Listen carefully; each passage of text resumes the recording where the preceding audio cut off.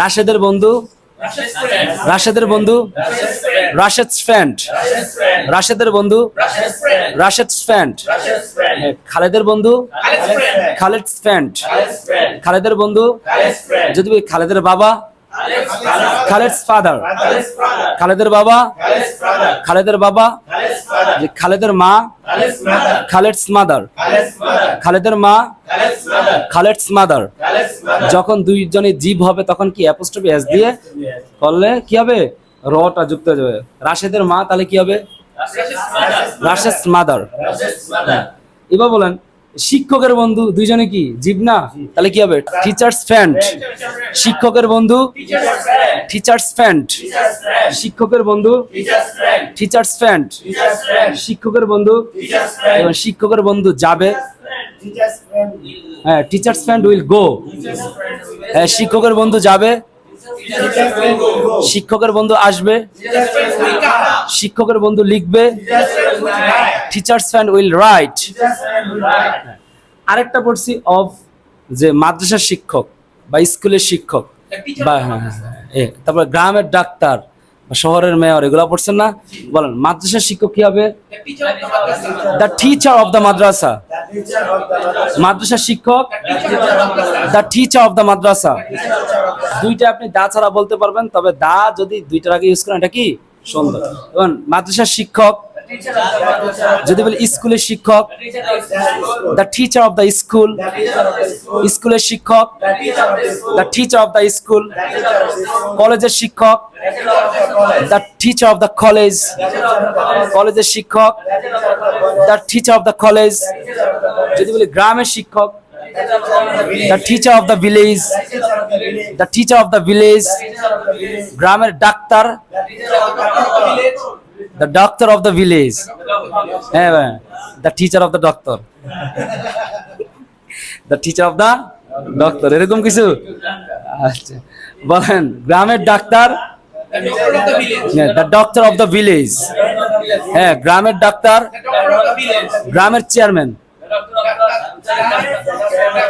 হ্যাঁ the chairman of the village, হ্যাঁ মানে গ্রামের chairman, the chairman of the village, গ্রামের চেয়ারম্যান, গ্রামের member, the member of the village, গ্রামের member, the member of the village, গ্রামের মেম্বার, গ্রামের chairman, the chairman of the village, গ্রামের ডাক্তার, the doctor of the village, গ্রামের শিক্ষক,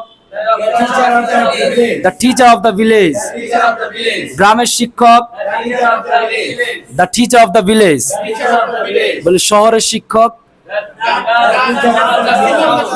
the teacher of the town, the teacher of the city, দুইটাই বলতে পারেন, ঠিক আছে? Of the city, of the town. এবার যদি বলি শহরের mayor the mayor of the city, the mayor of the town, ঠিক আছে? এবার বলেন শহরের মেয়র আসবে, the mayor of the city will come. শহরের মেয়র আসবে, the mayor of the city will come. শহরের মেয়র আসবে না, the mayor of the city won't come. শহরের মেয়র আসবে না, the mayor of the city won't come. শহরের mayor কি আসবে? Will the mayor of the city come. শহরের মেয়র কি আসবে? শহরের মেয়র কি আসবে না? Won't the mayor of the city come. শহরের মেয়র কি আসবে না? Won't the mayor of the city come. এই বাক্যগুলো বড়, কিন্তু আপনার মুখে কি হয়?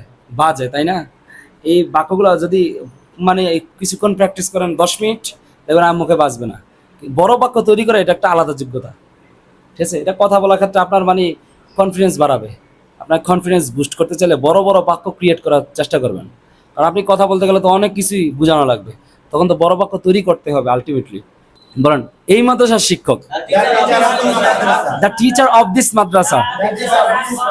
এই মাদ্রাসার শিক্ষক, দ্য টিচার অফ দিস মাদ্রাসা। এই স্কুলের শিক্ষক, the teacher of this school. এই কলেজের শিক্ষক the teacher of this college. এই বিশ্ববিদ্যালয়ের শিক্ষক the teacher of this university. এই ইউনিভার্সিটির শিক্ষক। যদি বলে এই ক্লাসের শিক্ষক the teacher of this class. হ্যাঁ, যদি বলে এই ক্লাসের শিক্ষক the teacher of this class. বুঝছেন? মাশাআল্লাহ। এবার বলেন, যদি বলি দ্যাট দিয়ে বলি ওই মাদ্রাসার শিক্ষক, কি হবে? হ্যাঁ, ওই মাদ্রাসার শিক্ষক the teacher of that madrasa. The teacher of that madrasa. তাহলে ওই কলেজের শিক্ষক the teacher of that college. ওই কলেজের শিক্ষক the teacher of that college. বলেন, ওই স্কুলের শিক্ষক the teacher of that school. The teacher of that school. ওই স্কুলের শিক্ষক the teacher of that school. হ্যাঁ, ওই ক্লাসের শিক্ষক the teacher of that class. ওই ক্লাসের শিক্ষক the teacher of that class. The teacher of that class. The teacher of that class.